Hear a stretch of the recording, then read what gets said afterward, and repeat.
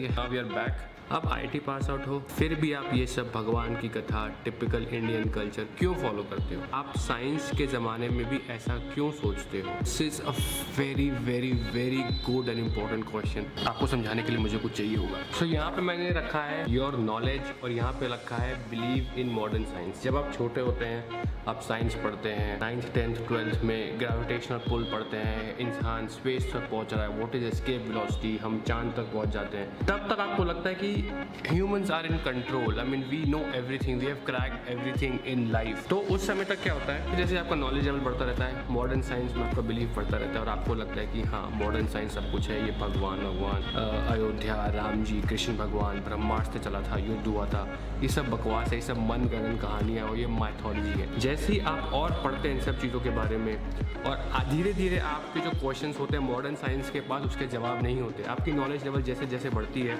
आपका modern science से belief हटता जाएगा। So this is your knowledge level. So probably over here you are somewhere 20 years and over here you are somewhere 60 years.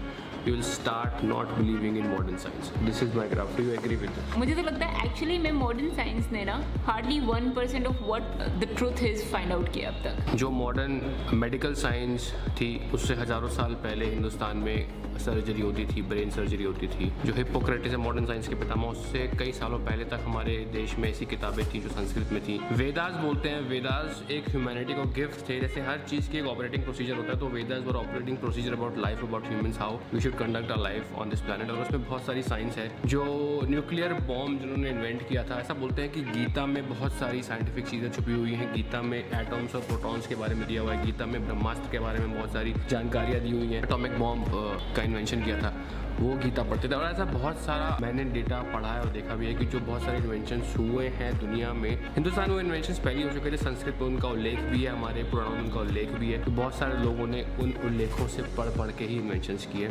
तो हाँ, इस question को अगर लंबा करें तो ये बहुत बड़ा एक डिस्कशन टॉपिक बन जाएगा, बट इसको ये खत्म करते हैं। इसलिए मेरी बिलीव बहुत ज़्यादा है कि हमारी जो एंशिएंट साइंस थी वो बहुत ज़्यादा डेवलप थी। कुछ कारणवश वो गिर गई। जब मुगल्स आए थे उन्होंने तक्षशिला यूनिवर्सिटी को जलाया था। वहाँ पे सारे हमारे ओरिजिनल वेदास थे। बाहर से लोग पढ़ने आते थे, चाइना से पढ़ने आते थे, यूरोप से लोग वहाँ पढ़ने आते थे, मेडिटेशन सीखने आते थे। वो जब यूनिवर्सिटी जली थी वो 1 महीना तक जलती रही थी। उसमें इतना डेटा था, इतनी नॉलेज थी। So people have come here, ruled us, invaded us and destroyed our knowledge, and that's why we think कि मॉडर्न साइंस इतनी ग्रेट है।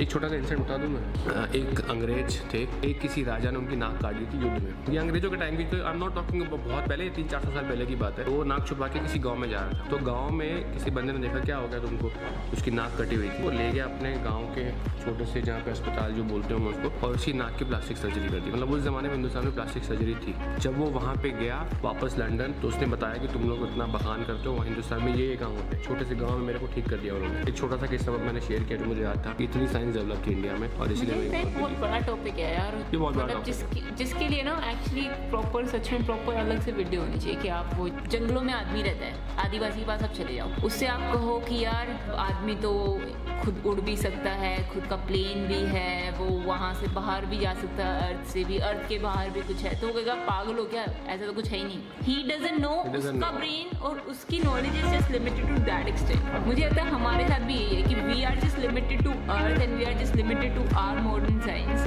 आप दोनों के बीच में सबसे बड़ा झगड़ा किस चीज़ को?